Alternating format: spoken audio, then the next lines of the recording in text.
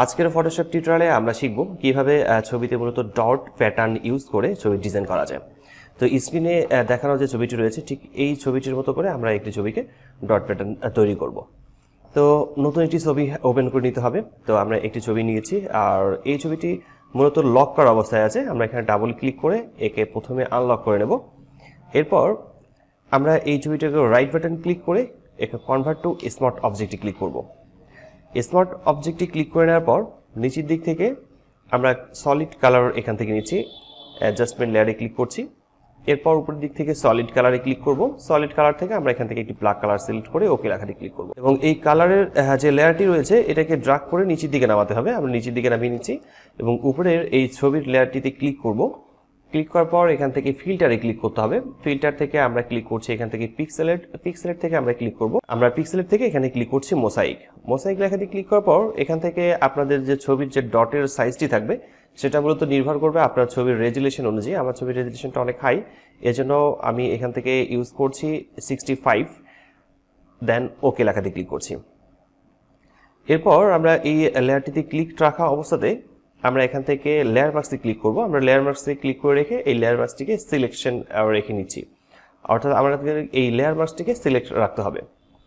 এরপর আমরা ফাইলে ক্লিক করব। ফাইল থেকে নিউয়ে ক্লিক করছি। নিউয়ে ক্লিক করার পর আমরা এখান থেকে হোয়াইট 65 এবং হাইট 65, রেজুলেশন 72 রেখে আমরা একটি নতুন ডকুমেন্ট ওপেন করে নেব এবং এই ডকুমেন্টটি ওপেন করে নেওয়ার পর আমরা এখান থেকে সিলেক্ট করব ইলিপ্টিক্যাল মার্কি টুল। ইলিপ্টিক্যাল মার্কি টুল সিলেক্ট করার পর শিফট প্রেস করে ধরে আমরা এখানে একটু ড্রয়িং করে নেব। আর শিফট প্রেস করে ধরলে এটা মূলত সব দিকে সমান হবে, এই জন্য শিফট প্রেস করে আমরা এটাকে ড্রয়িং করে নেব।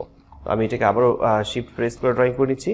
তো এরপর কিবোর্ড থেকে অল্টার প্রেস করে ব্যাক স্পেস প্রেস করব। এরপর এটা ব্ল্যাক হয়ে যাবে। কন্ট্রোল ডি প্রেস করে ডিসিলেক্ট করে নিচ্ছি। দেন এরপর আমরা ক্লিক করছি ইমেজ থেকে অ্যাডজাস্টমেন্ট লেয়ার। এরপর আমরা এখান থেকে ক্লিক করব ইনভার্টে ক্লিক করার পর আমরা নতুন একটি প্যাটার্ন তৈরি করে নেব, এজন্য এডিটে ক্লিক করছি। এডিটে ক্লিক করার পর ডিফাইন প্যাটার্নে ক্লিক করব। এরপর ওকে লেখাতে ক্লিক করব। এই প্যাটার্নের নাম পরিবর্তন করার দরকার নেই, আমরা ওই নামে রাখলাম। এটার দরকার নেই, এটাকে আমরা নো করে দিচ্ছি, কেটে দিচ্ছি এবং আমাদের এখানে যে ছবিটি রয়েছে এই ছবিটিকে এখন আমরা সিলেকশন রাখবো। আমরা এখান থেকে কিন্তু অবশ্যই সিলেকশন রাখবো এই লেয়ারটিতে। এরপর এডিটে ক্লিক করব, ফিল লেখাতে ক্লিক করতে হবে। এরপর এখান থেকে কন্টেন্ট ইউজ, এখানে অনেক সময় দেখা যায় ফরগ্রাউন্ড কালার সিলেকশন থাকে, ব্যাকগ্রাউন্ড কালার সিলেকশন থাকে, আমাদেরকে এখানে সিলেক্ট করতে হবে প্যাটার্নে সিলেক্ট করার পর কাস্টম প্যাটার্নে ক্লিক করতে হবে। এখান থেকে আমরা লাস্ট যে প্যাটার্নটি তৈরি করেছিলাম সেটাতে ক্লিক করে ওকে লেখাতে ক্লিক করব। তো আমরা দেখতে পাচ্ছি যে আমাদের যে ছবিটি ছিল সেই ছবিটি মূলত ডট চলে আসছে, মূলত ডটে দেখা যাচ্ছে এখন ডট প্যাটার্নে চলে আসছে। তো এখানে আরও বেশ কিছু কাজ আছে, আর সেটি হচ্ছে এফএক্স, নিচের দিকে অ্যাডজাস্টমেন্ট লেয়ারের পাশে এফএক্স কথাটি ক্লিক করব। এখান থেকে স্ট্রোকে ক্লিক করে নিচ্ছি। স্ট্রোকে ক্লিক করার পর এর সাইজ আমরা এখান থেকে রাখবো 1 এবং আউটসাইড থেকে আমরা করে নিচ্ছি এখানে ইনসাইড এবং আমরা কালার মোড এখান থেকে রাখবো ব্ল্যাক, দেন ওকে লেখাতে ক্লিক করছি।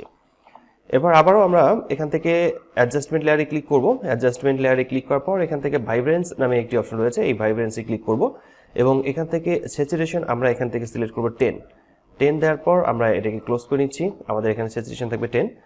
আর এর কালার যে মুডটি রয়েছে এর কালার মুডটাকে আমরা এখান থেকে রাখবো স্ক্রিন, তাহলে ব্রাইটনেসটা একটু বাড়বে। আর ব্রাইটনেসটা যেহেতু খুব বেশি হয়ে গেছে সেই ক্ষেত্রে আমরা অপাসিটি একটু কম রাখতে পারি। আর অপাসিটি আমরা এখান থেকে রাখবো 25 অথবা 20-র আশপাশ আর কি। তো 25 পর্যন্ত আমরা রাখছি এর অপাসিটি। তো ঠিক এভাবেই মূলত আমরা খুব সহজেই প্যাটার্ন ডট পিকচার ডিজাইন করতে পারি।